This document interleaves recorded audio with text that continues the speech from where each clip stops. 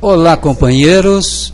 Estamos aqui mais uma vez, dando continuidade aos nossos estudos, à nossa pesquisa na Revista Espírita de Allan Kardec. Como vocês sabem, são 12 volumes e nós ainda apanhamos um pouco quanto à definição do que estudar, né? Nós já passamos pelo primeiro volume, pelo segundo volume, e agora nós estamos definindo por estudar por tema. Não é isso mesmo, Delfim? Perfeitamente. Até fazendo um histórico, quando nós iniciamos essa reunião sobre as reflexões espíritas, na época, sob orientação até da própria espiritualidade, nós buscávamos textos relacionados com o centro espírita e com o movimento de unificação. Então sempre essa era a nossa ideia. Então com isso estudamos alguns artigos da revista de 1858, posteriormente de 1859. Mas o grupo cresceu e, como naturalmente deveria acontecer, nós estamos fazendo uma retomada do que estudar, de onde buscar a inspiração para continuarmos aperfeiçoando os nossos conhecimentos e aproveitando ao máximo esse tesouro que Allan Kardec nos deixou, que é a Revista Espírita. Porque a Revista Espírita de Kardec oferece tantas possibilidades, né? Nós podemos estudá-la de diversas maneiras, né? Então, por isso que às vezes fica até um pouco difícil definir um caminho a seguir, né, Geraldinho? Então, hoje nós estamos aqui contando com a presença do Daniel Melete, do Geraldinho, do Gerson, companheirão nosso aí, o Adolfinho que já falou, e o Célio, né? E também o nosso líder Antônio Carlos Essado. Que isso. Então nós vamos começar pela apresentação. Nós estamos, olha aí, ó, entre as voltas que nós demos, nós acabamos descobrindo o livro de índice e vamos começar pela sua introdução, a introdução do tradutor, né? Que é o Evandro Noleto. É a apresentação do índice pelo Evandro Noleto. Apresentação do índice. Então vamos lá.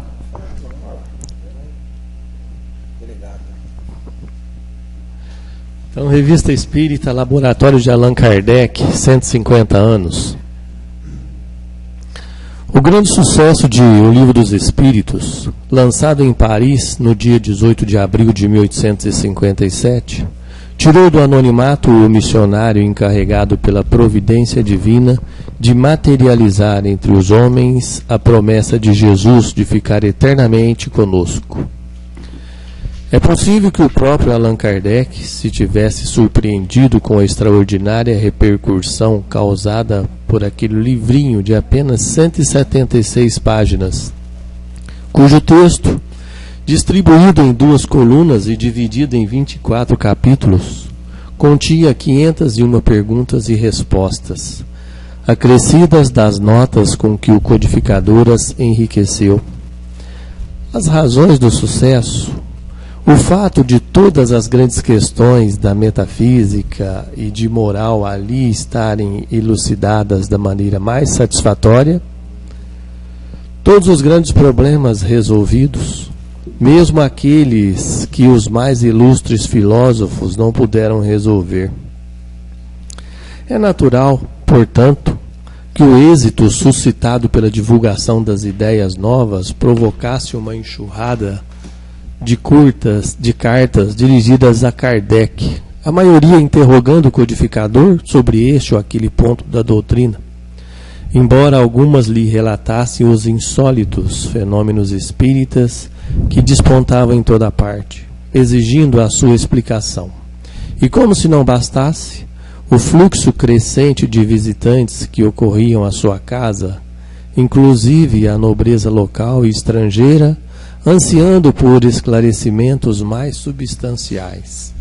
Aqui, quando ele fala a respeito desse livrinho de 176 páginas, com 24 capítulos, com 501 perguntas, foi o primeiro livro dos Espíritos editado, né, esse? Isso, a primeira edição. Primeira edição, que depois... Passou por várias revisões, né?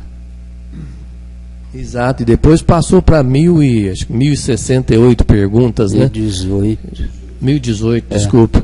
Ele foi ampliado, então, isso aqui, o primeiro deles, continha, então, 176 páginas, 24 capítulos e 501 perguntas.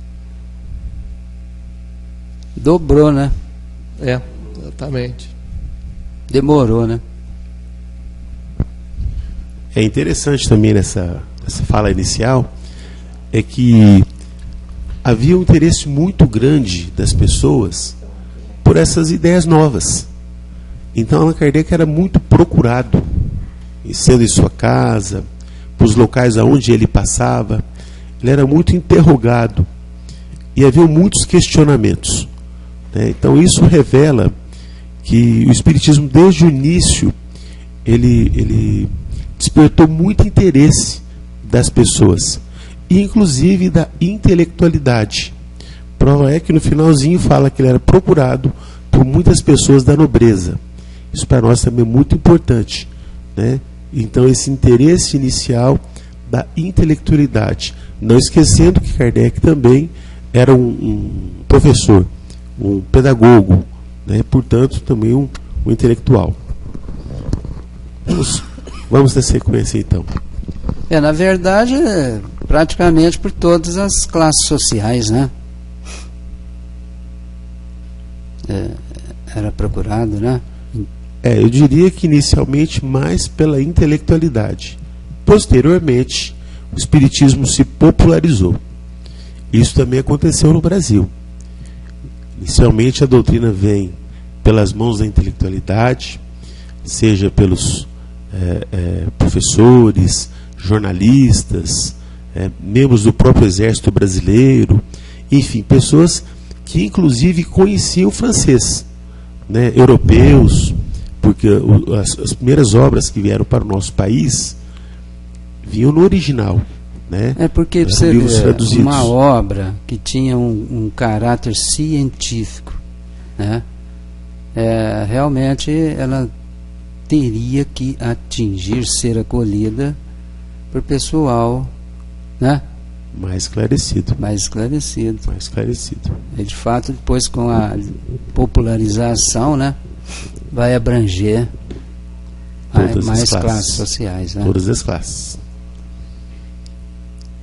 A princípio, reticentes, os jornais parisienses começaram a vincular artigos furibundos, verdadeiras diatribes contra a doutrina nascente, não poupando sequer a honra e a vida privada do codificador, demonstrando, em sua maior parte, completa ignorância dos postulados espíritas, contra os quais se rebelavam.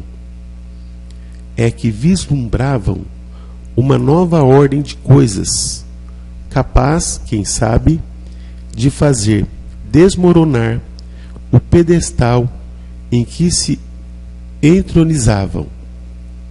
Como Jesus, o Espiritismo vinha proclamar uma doutrina que solapava pela base os abusos de que viviam os fariseus, os escribas e os sacerdotes de seu tempo.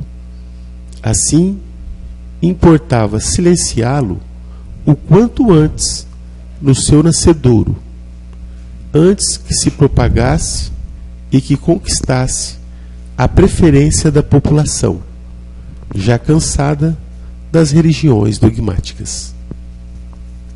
Algum comentário? O comentário.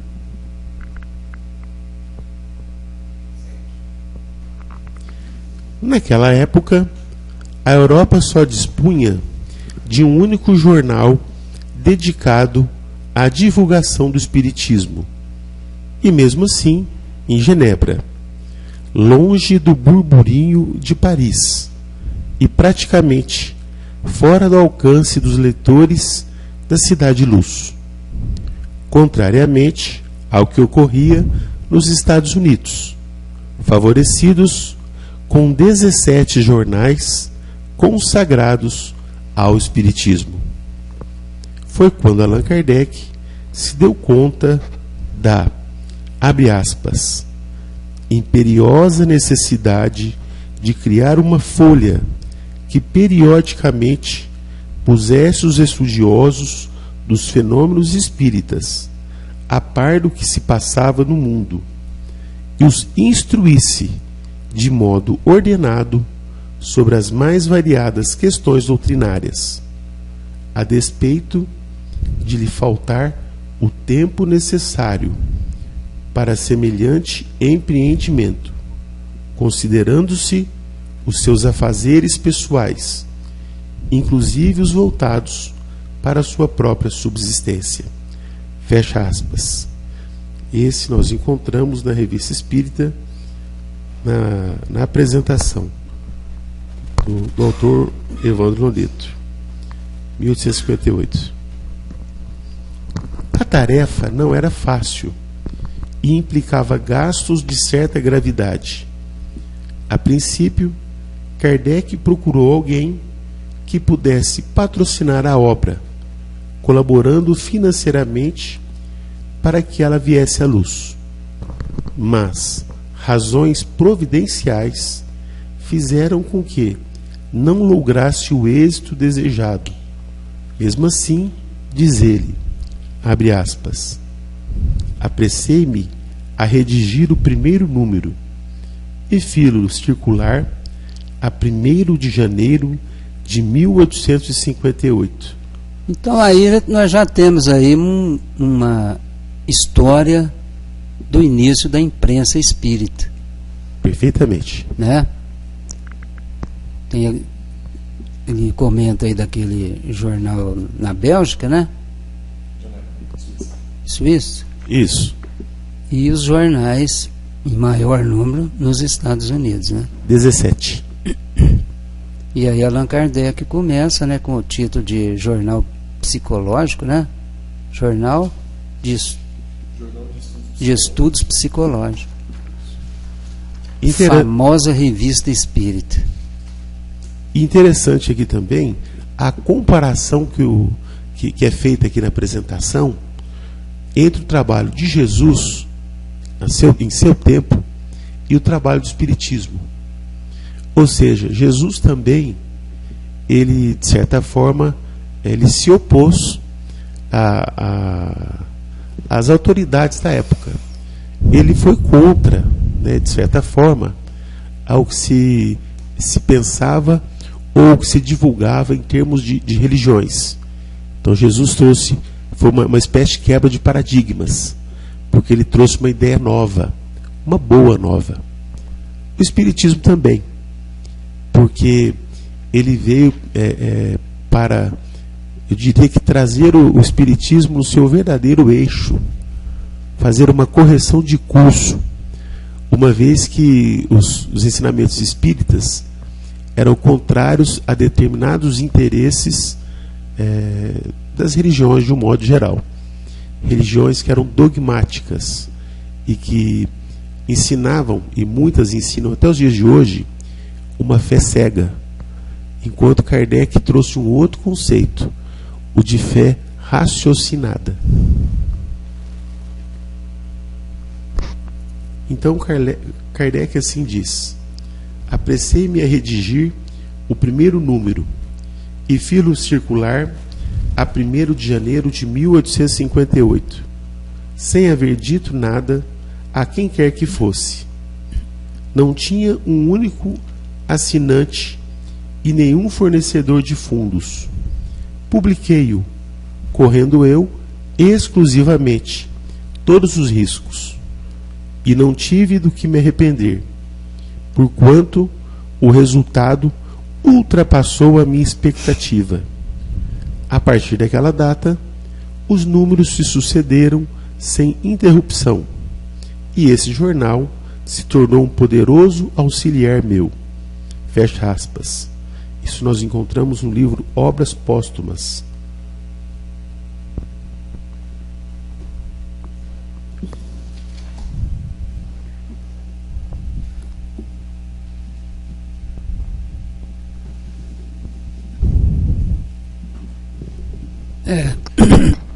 Não só um auxiliar, mas um verdadeiro complemento da obra dele, né? Que são 12 volumes respeitáveis e que auxiliam muito o estudo, né? E a Revista Espírita não deixa de ser arcabouço, base dos fatos ocorridos até então na época, para ampliar os estudos das obras básicas. É interessante também notar aqui, né, voltando um pouco, que a diferença de mentalidade, né, entre a América, né, um povo jovem, aberto às coisas novas, já tinha quantos jornais? 17. E a Europa reticente com um jornal, né, sempre criteriosa, sempre muito um pezinho atrás, né? Então, dando sequência aqui ao texto. Logo na introdução do primeiro fascículo da Revista Espírita, Allan Kardec estabeleceu claramente as diretrizes que norteariam sua atuação à frente daquele periódico. Como nosso fim é chegar à verdade, acolheremos todas as observações que nos forem dirigidas e tentaremos, tanto quanto nos permita o estado dos conhecimentos adquiridos, dirimir as dúvidas e esclarecer os pontos ainda obscuros. Nossa revista será, assim, uma tribuna livre, em que a discussão jamais se afastará das normas da mais estrita conveniência. Numa palavra, discutiremos, mas não disputaremos. Isso é importante, né? Que sempre foi a diretriz dele. Discutiremos, mas não disputaremos. As inconveniências de linguagem nunca foram boas razões aos olhos das pessoas sensatas.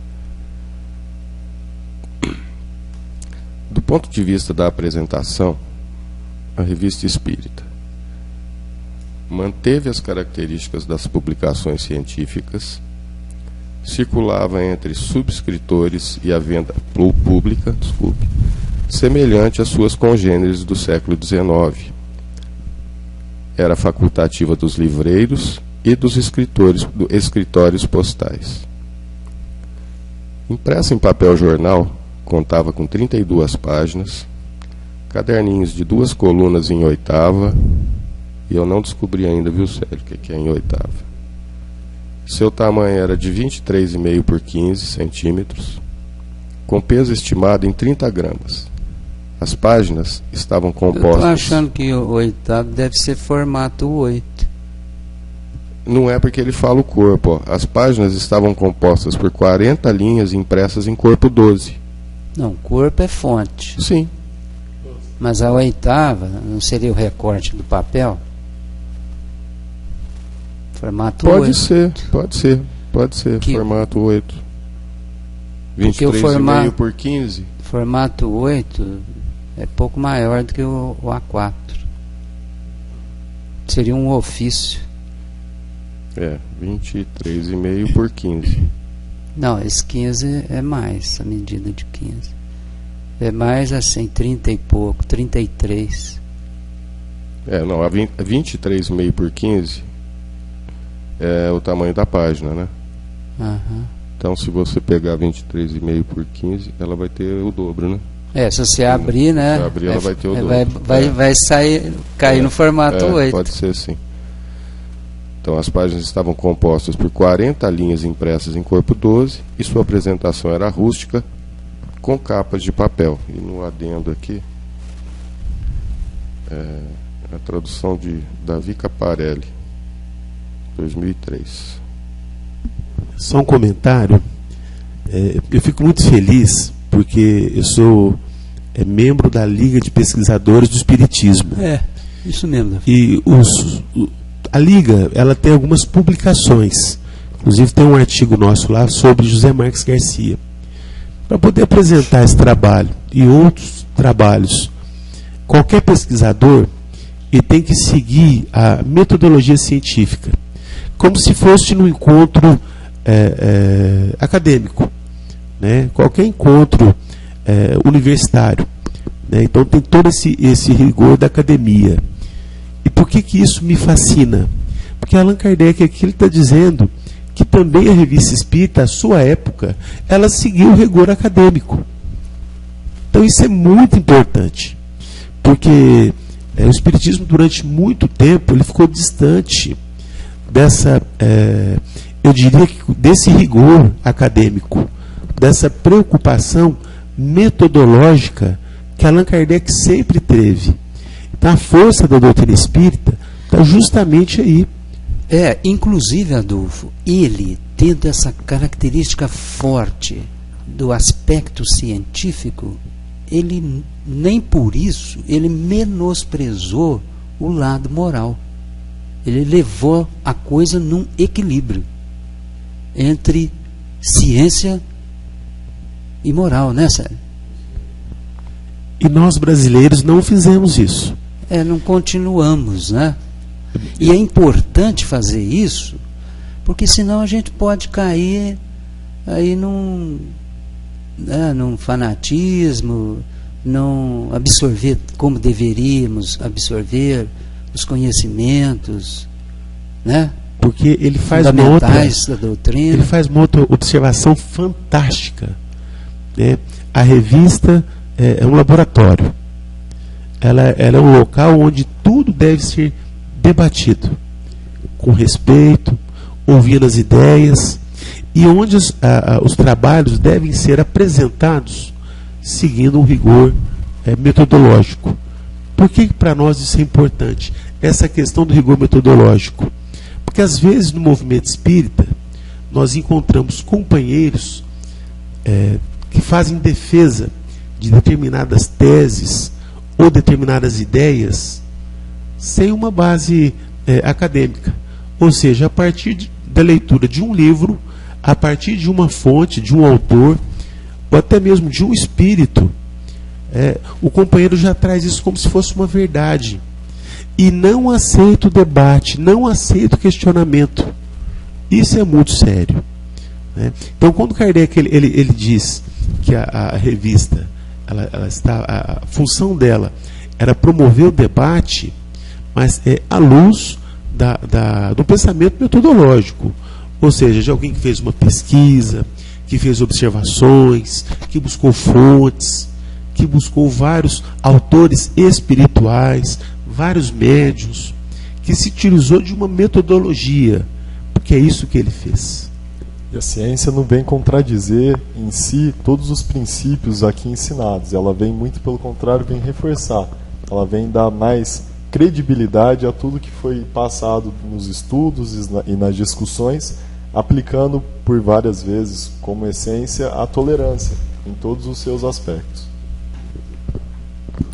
Na sequência do texto a gente vai descobrindo, né, que a revista foi um instrumento muito importante para o desenvolvimento de toda a obra, né, do Kardec. Foi a partir dela que se desenvolveu.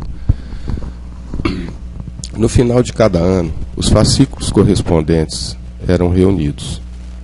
Então, os 12 fascículos eram reunidos, formando uma coleção de exemplares encadernados, com uma capa especial e um índice alfabético.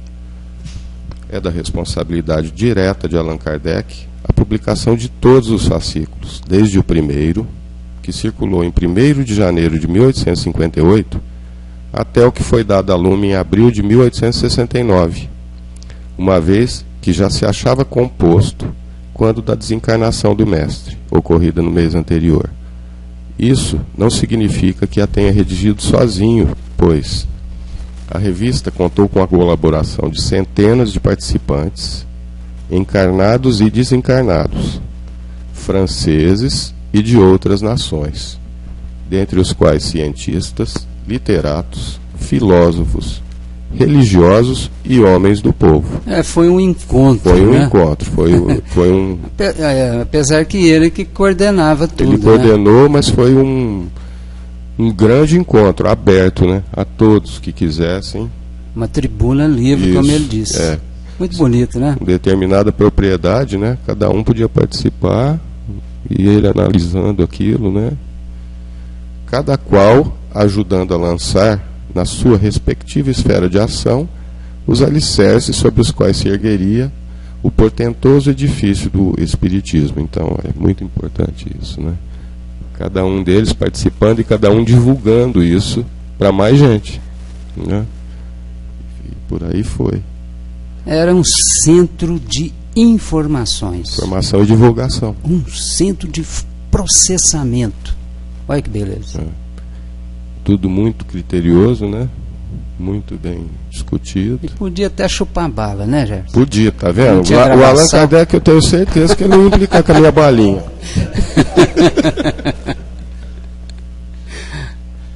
Então, na sequência, vai gerar o dinheiro. Continuando. Quando lançou a Revista Espírita em 1858, Allan Kardec ainda tinha pela frente a publicação de O que é o Espiritismo, de 1859, O Livro dos Médiuns, de 1861, O Evangelho segundo o Espiritismo, de 1864, O Céu e o Inferno, de 1865 e A Gênese, de 1868. Ainda estariam por ser lançados alguns opúsculos: O Espiritismo na sua expressão mais simples, de 1862, Viagem Espírita, em 1862, Resumo da Lei dos Fenômenos Espíritas, de 1864, Caracteres da Revelação Espírita, de 1868, sem falar da Instrução Prática das Manifestações Espíritas. Tudo são livrinhos dele, né? Também de 1858. Nós temos um amigo aqui, o Carlos Alberto Pogetti. Ele fez um trabalho sobre a Revista Espírita. Inclusive fez até DVD. Ele apresentou 30 obras de Kardec. Lógico que juntando essas miudinhas, né? 30 obras. Que vão ser incorporadas em outras obras. Por exemplo, no Evangelho segundo o Espiritismo, incorporou aquela coletânea de prece, né? E nesse processo todo foi realizado uma filtragem, né? Uma apuração metodológica de tudo aquilo que vinha sendo tratado, citado, estudado e relatado por todos, como já foi citado anteriormente. Continuando. E mais tarde o livro de maior porte, substituído 3 anos pelo Livro dos Médiuns, muito mais abrangente e metódico. Era todo um campo a pesquisar, ideias a desenvolver e amadurecer, conceitos a serem validados pelo critério infalível da concordância e da universalidade do ensino dos espíritos, antes de serem incorporados ao patrimônio da doutrina espírita. Havia, pois, necessidade de um laboratório experimental, onde tudo isto pudesse ser testado com segurança, sem assodamento. Eu diria a vocês o seguinte: aqui é a própria história da doutrina espírita, da codificação. Porque é uma beleza esse relato. Porque é o codificador mostrando que o trabalho que hoje nós chamamos de Pentateuco, que são aquelas chamadas 5 obras, elas nasceram a partir dos estudos, das reflexões, das observações e do debate que foi feito a partir das publicações da Revista Espírita. Então é de uma importância, eu diria que fundamental, essa revista na constituição do corpo da doutrina. Então veja, ele começou as publicações da revista antes da publicação de vários livros, alguns, né, conhecidos. Foi a segunda publicação, né? Dos Médiuns, ele começa com um livreto. Posteriormente vem o Livro dos Médiuns. a partir do quê? Das pesquisas, da análise, da observação, do debate. E quantos desses livretos não foram incorporados, né, em outras obras? E muitos desses textos estão aí publicados na própria revista. A gente precisaria ver o Livro dos Espíritos, a edição definitiva foi a partir de que ano? Dá para lembrar assim? Então, porque se você pegar pela definitiva, já te passou algum tempo, né? No entanto, a Revista Espírita todo ano acrescentava um volume. Todo ano. Em 57 tivemos o Livro dos Espíritos, depois em 61 o Livro dos Médiuns, mas até lá já tínhamos 4, né? 4 revistas espíritas, né? 58, 59, 60, 61. 4 anos, com 4 volumes.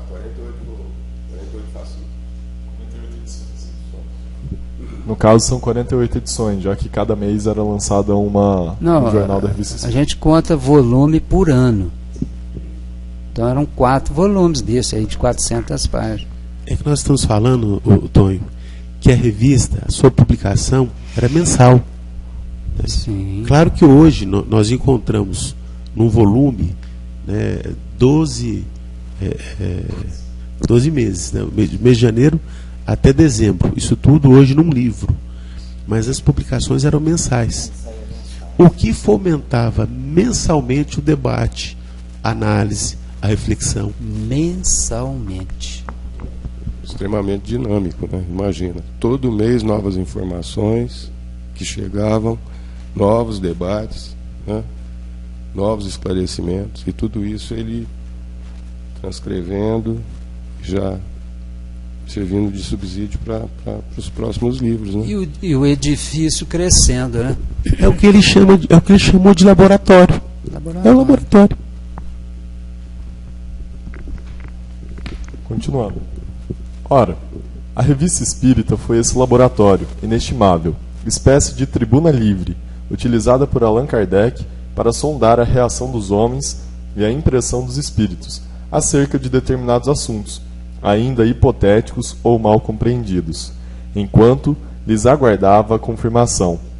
E tanto isto é verdade, que a maioria das ideias desenvolvidas nas obras da codificação foram esboçadas previamente na Revista Espírita, e até mesmo transcritas literalmente, sobretudo em O Céu e o Inferno e em A Gênese. É interessante notar que Allan Kardec se propõe, tal como o antigo filósofo francês, em começar pelas dúvidas, só assim terminaríamos com certezas, enquanto outras religiões que se estabelecem com certezas acabam por gerar uma série de dúvidas quanto à veracidade dos seus ensinamentos. E outra coisa também, o ponto forte, o critério adotado, o termo que é utilizado aí, enquanto aguardava confirmação. E, infelizmente, hoje no movimento espírita, muitos companheiros, sem aguardar a confirmação, já saem por aí divulgando ideias novas, como se fosse uma grande verdade. Nós temos que ter um certo cuidado. Nós temos que aguardar a confirmação. Saber a opinião dos espíritas encarnados e também dos espíritos. Seguir o exemplo do codificador. Daí, isso proporcionou a grandiosidade da doutrina espírita, contrariamente a ideias isoladas, né, que ficaram na sua pequenez. Não passaram por esse laboratório. Não tiveram essa confirmação. O que, infelizmente, hoje no Brasil vem se mostrando de forma errônea, né? Ainda mais que, por falta de um estudo, em vez de fortalecer a doutrina espírita, muitas vezes, aquilo que os companheiros que não se dedicam a tal interesse, de certa forma, intelectual, então a tal labor de realmente se debruçar sobre os livros e compreender melhor, a fim de proporcionar uma instrução àqueles que ainda não conhecem a doutrina, acabam por cair acabam por ficar desacreditados, né? O exemplo do Chico, né? Ele recebeu várias mensagens, enquanto não havia confirmação, ou enquanto ele não tinha certeza absoluta dos amigos espirituais, ele dispensava a mensagem e não passava, né? Não fazia essa propaganda adiante, né? Isso é um exemplo muito grande, porque geralmente, como disse o Adolfo, né? Tem que tomar muito cuidado, né? Porque de repente a gente recebe uma mensagem ali e já quer passar ela. Não, vamos pôr isso lá no jornal Publicar livro. vamos publicar, vamos fazer um livro, vamos passar lá pro Divaldo. Então temos que tomar cuidado, né? Isso fez lembrar o doutor Novelino, que ele sempre falava de deixar de quarentena as informações dos espíritos. Ele falava deixar de quarentena. Dando sequência. Vamos sequência. É importante que se tenha em mente que a Revista Espírita é uma obra subsidiária, complementar da doutrina espírita, e como tal, deve ser lida com espírito crítico, especialmente no que concerne a certas teorias científicas e a algumas opiniões isoladas, de caráter filosófico. Sua moral é inatacável, porque baseada na do Cristo, não suscita dupla interpretação. Quer falar alguma coisa, Adolfo, nesse pedaço? Por ser terreno onde todos os cultos podem reunir-se, estandarte sobre qual podem todos colocar-se, quaisquer que sejam suas crenças, porquanto jamais constitui matéria das disputas religiosas, que sempre e por toda a parte se originam das questões dogmáticas. Aqui Kardec ele chama atenção porque que ele fala que é um livro que tem que ser estudado com espírito crítico. Uma razão muito simples, porque aqui tem algumas informações que o próprio Kardec não concorda, e tem outras que não se confirmaram. Isso é importante. Tem informações na revista que não se confirmaram. Daí a importância do estudo a partir de um ponto crítico. Não é porque está lá na Revista Espírita que é uma verdade. Não é isso. Então, é essa a atenção. E aí ele colaborou para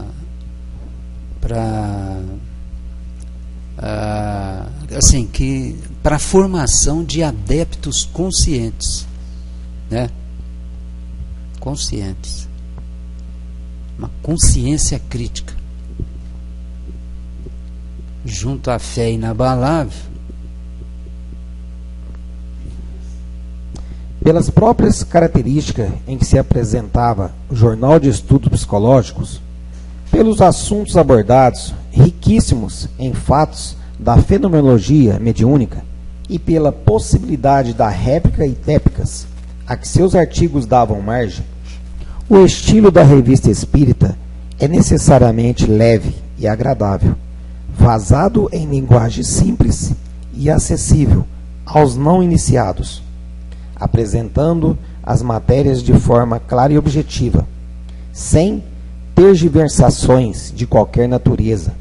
Enfim, aquele mesmo estilo que tanto apreciamos nas obras básicas da codificação espírita, capaz de agradar a todas as camadas da sociedade, desde que a gente simples que trabalhava nas oficinas suburbanas, até os intelectuais mais exigentes da aristocracia parisiense.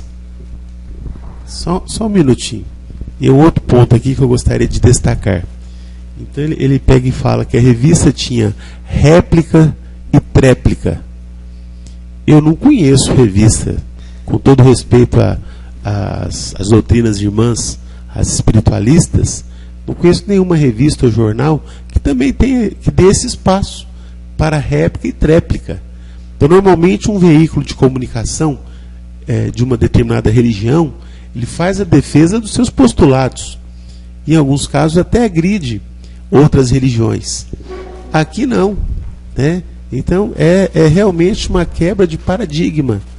E é um espírito que, para nós, anos-luz, Allan Kardec, anos-luz à nossa frente. Resumindo, né? Não tem medo da verdade. Conforme acrescenta aqui, que é a simplicidade, né? Então todas as pessoas que liam a revista, seja simples ou letrados, havia uma boa compreensão daquele conteúdo daquela revista e poderia fazer a sua réplica com tranquilidade, suas perguntas, porque abrangia todos os níveis sociais e intelectuais da época. E, inclusive, igual o Adolfo acaba de citar, outras religiões que, conforme até hoje, não aceitam o espiritismo, na época era pior ainda, porque era o surgimento do espiritismo, aí que as críticas eram mais acirradas, né? Por isso, conforme nos ensina Jesus, que é pela simplicidade, aliás, o primeiro exemplo que ele deixou quando esteve aqui, nascendo na manjedoura, que é o exemplo da simplicidade, também a revista espírita teve como base, como alicerce, a simplicidade, né? De argumentos e de troca de ideias a respeito dos assuntos contidos, né? E tem mais, né, Célio? Até nos dias atuais, quando vem uma mensagem da espiritualidade maior, né, a gente observa que são de espíritos elevados, né, que está ali a cada dia trabalhando profundamente para Jesus, eles preocupam em trazer essa mensagem baseando aqui, lá do início, para que todas as classes ali percebam ali e sentem mesmo, lá no fundo do coração, a mensagem que está sendo enviada. Né? Não é só para o intelectual, mas ele envia também para aquela pessoa simples ali, dentro do estudo, né, científico. Até nos dias de hoje, né?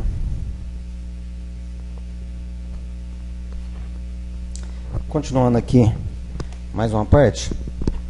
A bem da verdade, a revista espírita não tinha um padrão editorial claramente definido. Em outras palavras, suas sessões eram muito variadas e, por vezes, sofriam solução de continuidade. Entretanto, não é difícil perceber certa uniformidade na temática abordada nos diferentes fascículos, notadamente os relacionados com os ditados mediúnicos, as conversações familiares de além-túmulo, as dissertações espíritas, as evocações particulares e as notas bibliográficas, praticamente comuns a todos eles. As poesias mediúnicas também mereceram generosa acolhida na revista, não tanto pelo seu valor doutrinário, mas como prova de que os médiuns, mesmo os menos instruídos, eram capazes de receber de um jacto produções de grande fôlego, com perfeita observância das regras da versificação, e que em nada desmereciam as ilustres personagens que assinaram.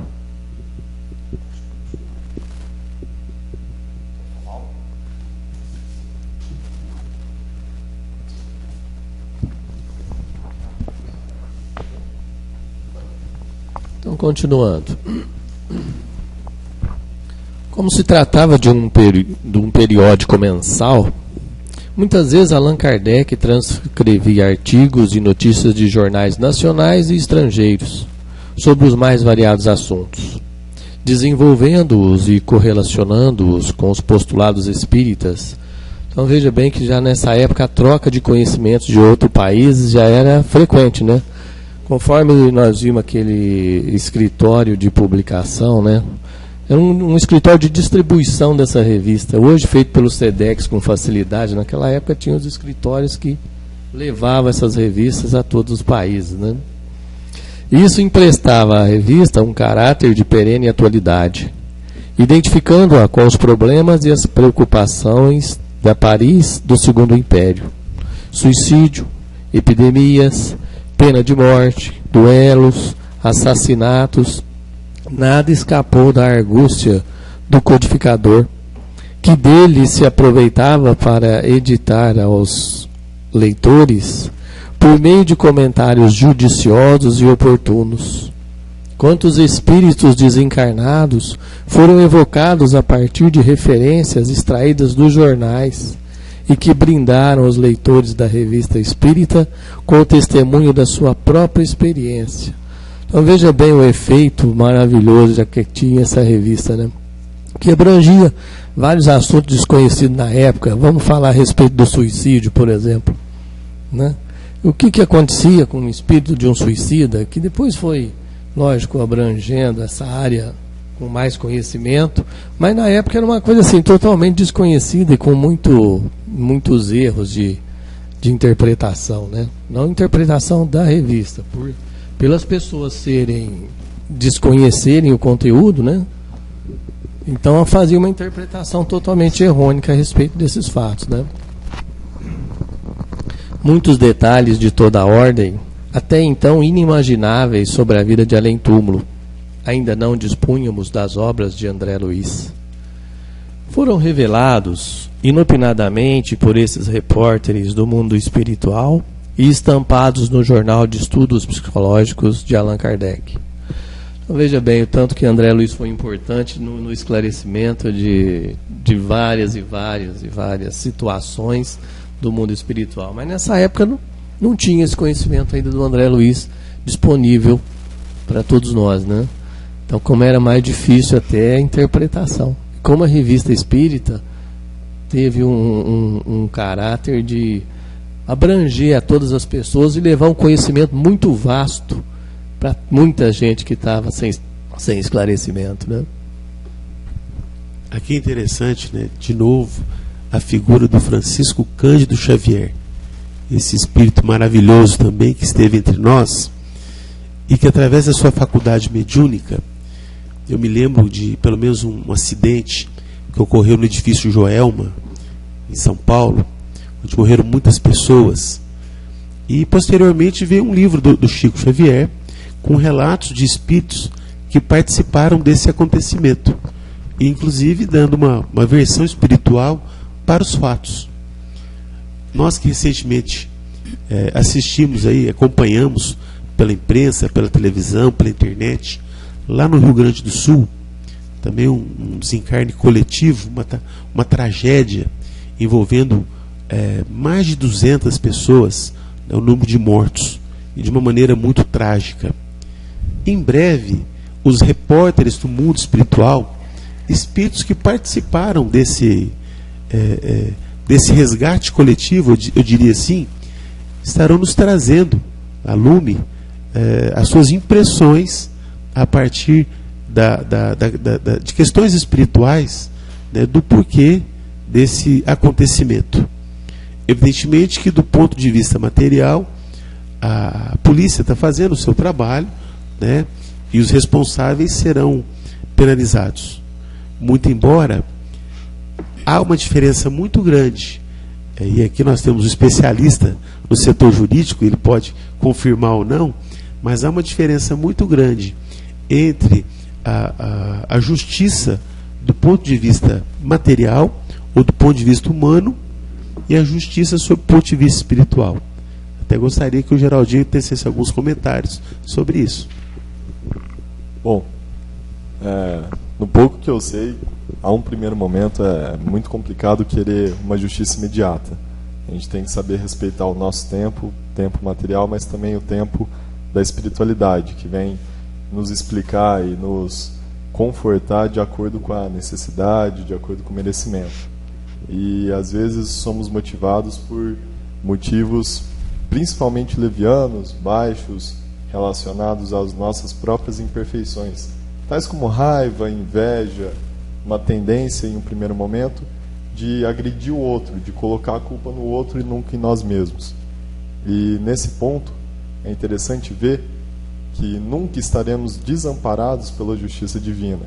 Por mais que, do ponto de vista material, possa haver certas injustiças, elas não são injustiças como um todo, mas simplesmente trazem a possibilidade de questionar e não punir de forma errônea aqueles que não mereceram, ou então, às vezes, deixar em branco aqueles que mereceriam. Mas antes isso, do que alguém que não seja culpado realmente ser penalizado por algo que não cometeu.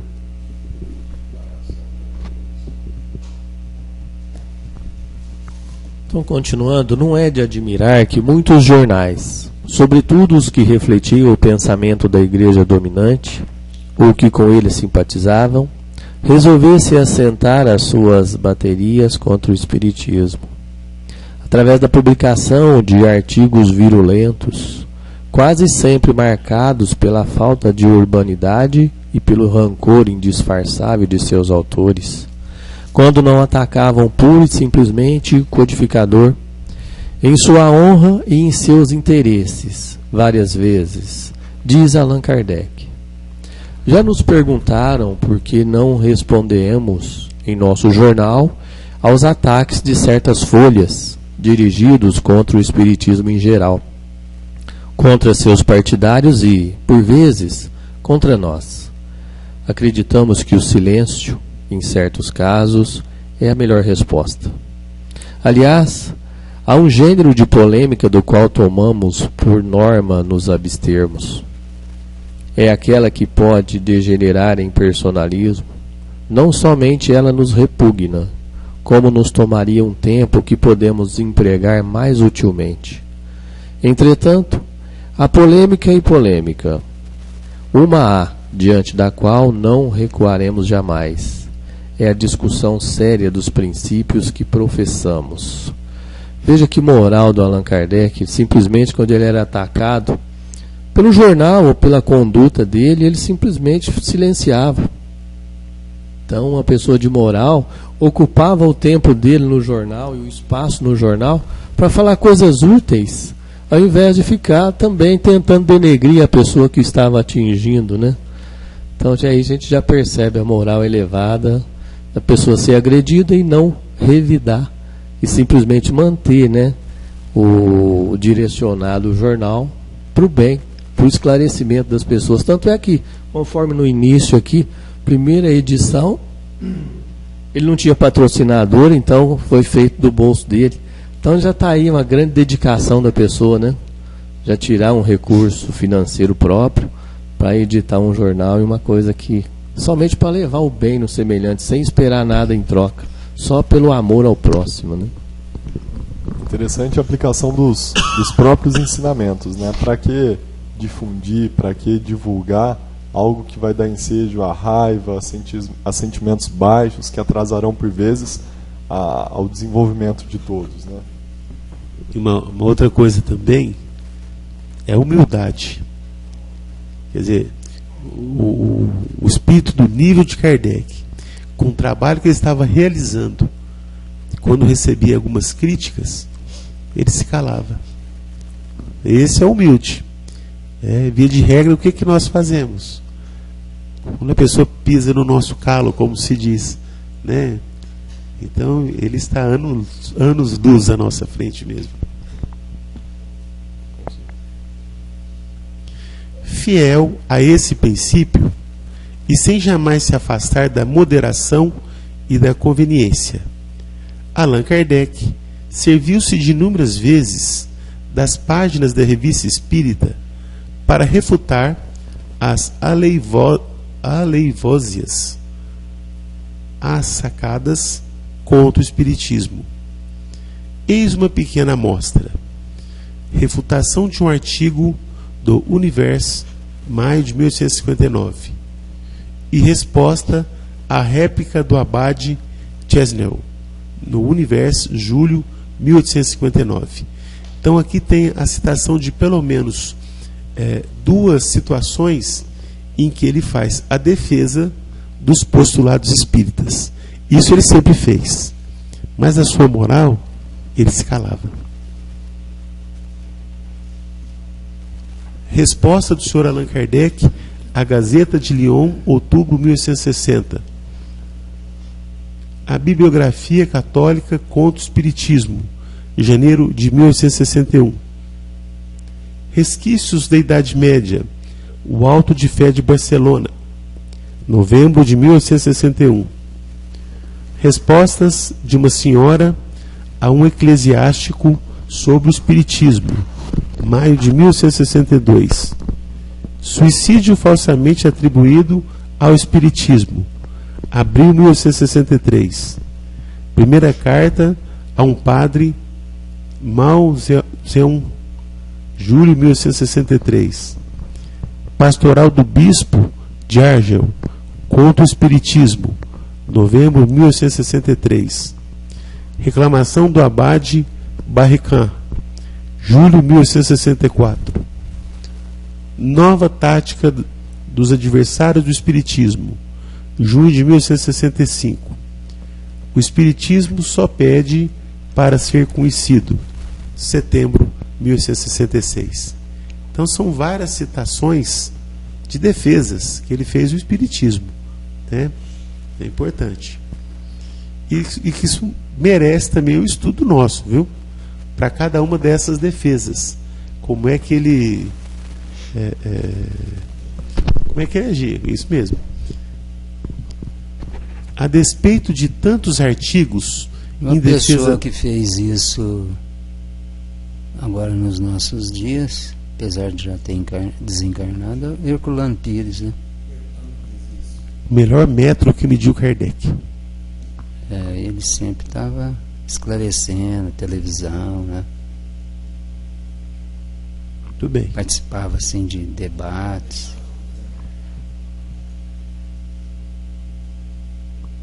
A despeito de tantos artigos em defesa da doutrina espírita, só raríssimas vezes Allan Kardec utilizou a revista para refutar os ataques pessoais de que foi alvo, e mesmo assim de forma indireta, aproveitando os discursos que fazia a Sociedade Espírita de Paris, ou em outras ocasiões menos especiais, mas sempre com classe e elegância, como nessa passagem.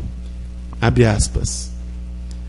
Eu desfrutaria de um privilégio inconcebível se tivesse ficado ao abrigo da crítica. Não nos pomos em evidência sem nos expormos aos dardos daqueles que não pensam como nós. Mas há duas espécies de crítica. Uma que é malévola, acerba, envenenada, onde o ciúme se trai em cada palavra. A outra, que visa a sincera pesquisa da verdade, tem características completamente diversas. A primeira não merece senão o desdém. Jamais com ela me incomodei. Somente a segunda é discutível. Fecha aspas. E aqui é o discurso de encerramento do ano social da Revista Espírita de 1859. Interessante que a segunda, ele fala que é discutível. Interessante, né? Discutível. Ele reconhece a necessidade de melhor explicar certos fatos que às vezes puderam, por vezes, ficar duvidosos, né? Ficar dúbios quanto à sua interpretação, e que as perguntas não eram, às vezes, só para criticar, mas às vezes também para aprender um pouco mais daqueles que não entendiam o Espiritismo. Só mais uma coisinha também, participando desses eventos da academia, ultimamente eu tenho participado dos encontros da Associação Brasileira de História Oral, onde eu tenho até apresentado alguns artigos relacionados com o Espiritismo.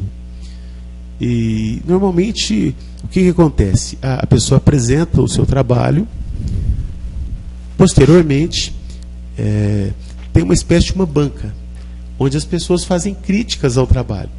Essas críticas podem ser positivas ou negativas. Isso também acontece no encontro anual da Liga de Pesquisadores do Espiritismo. A pessoa apresenta um trabalho e depois vem a crítica. E interessante que nessas críticas existe a réplica e a tréplica, né? Então isso é muito interessante, porque das críticas que eu tenho recebido em meus trabalhos, muitas críticas oportunas, muitas têm servido para o burilamento do trabalho, para o aprofundamento, e algumas trazendo até algumas possibilidades que até então eu não tinha visto. Então, nesse sentido, a crítica ela é muito válida, ela é muito importante. E é esse tipo de crítica que falta ao movimento espírita. Porque nós ficamos no movimento espírita, de um modo geral, na primeira crítica. Às vezes, né, as pessoas, quando fazem crítica a uma obra, né, a um autor, a um médium, é feito de uma maneira que agride a pessoa, o indivíduo, né? E em muitos casos também a pessoa, quando recebe uma crítica, ela não aceita, ela não quer partir para esse campo do debate. Então, o que nós temos que fazer com o movimento espírita é prepará-lo para esse tipo de debate, com crítica, com réplica, com tréplica, né, para buscar a verdade, que é isso que Kardec nos ensinou. Saber como fazer, né? Possibilitando aí o benefício da dúvida. E se nem Allan Kardec se colocou ao abrigo da crítica, quem somos nós que nada estudamos para achar que nossa verdade é incontestável?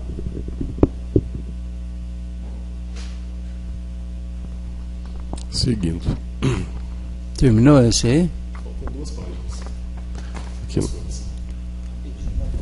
Aqui já um outro trecho do Allan Kardec.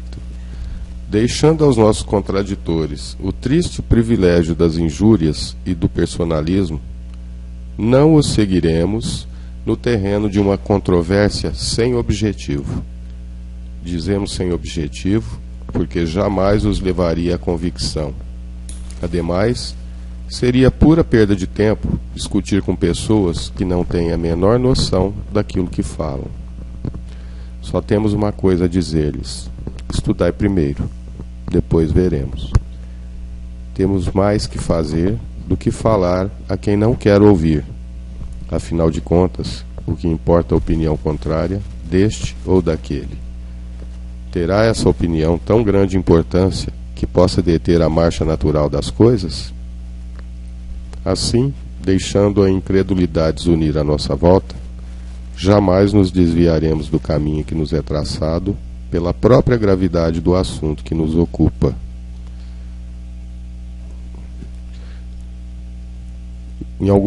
Contudo, algumas vezes, ele foi mais direto.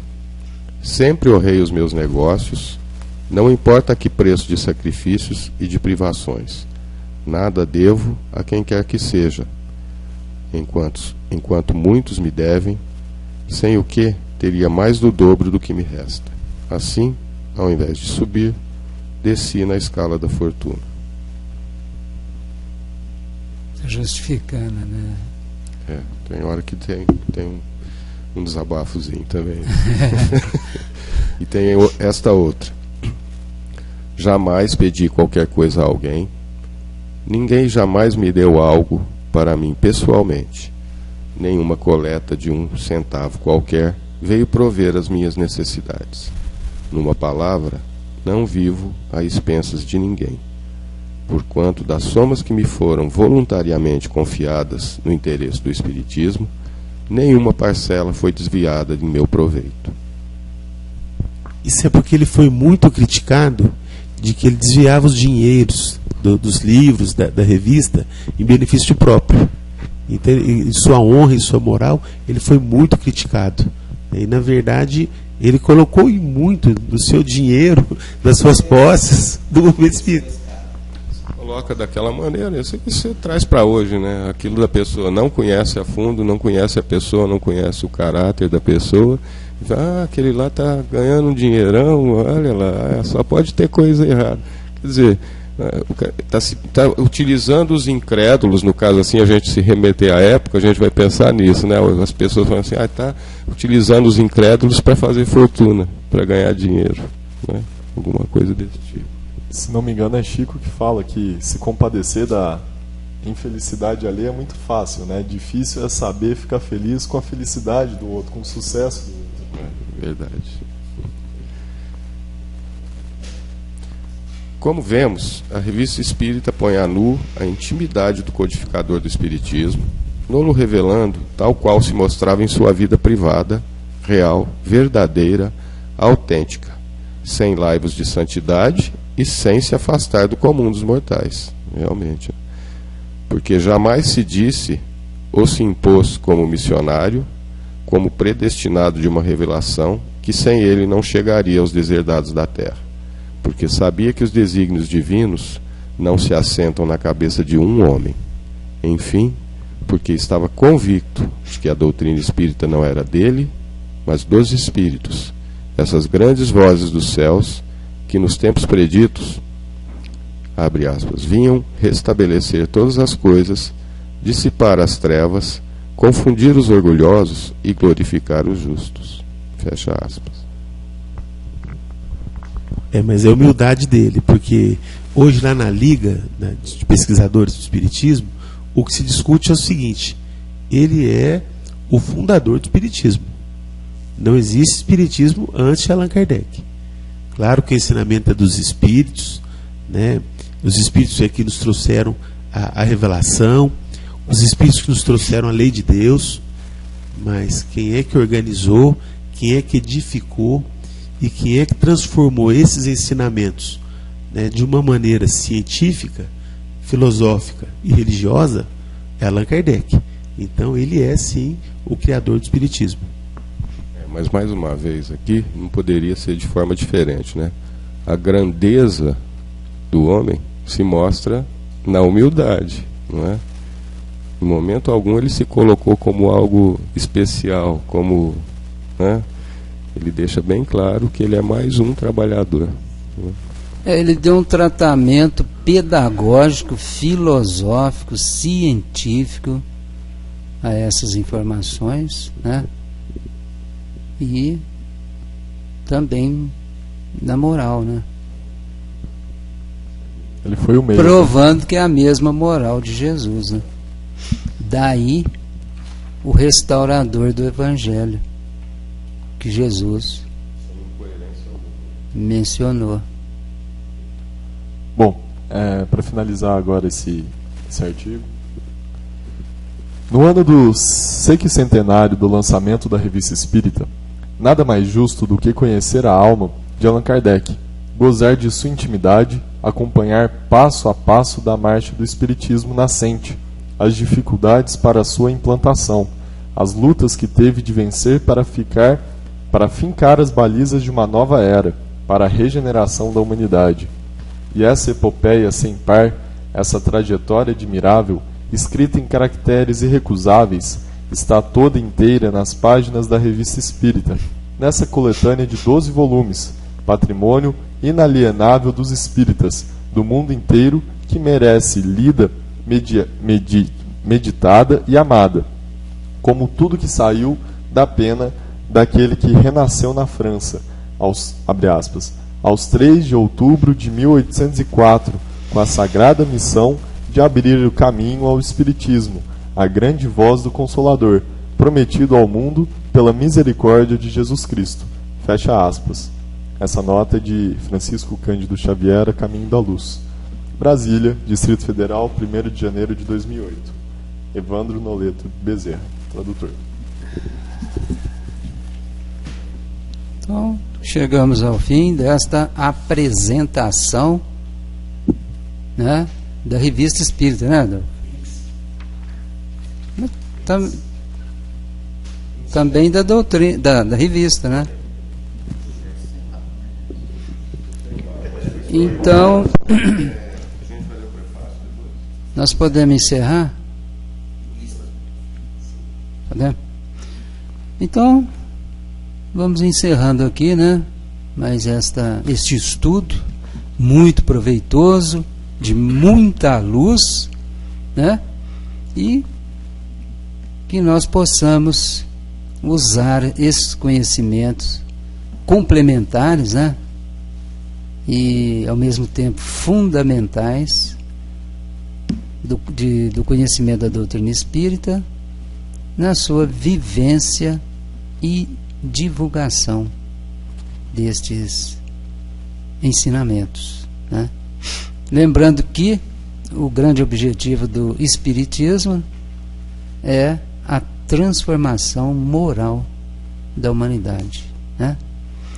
Então, que Jesus nos abençoe, nos envolva a todos em sua paz. Até o próximo estudo.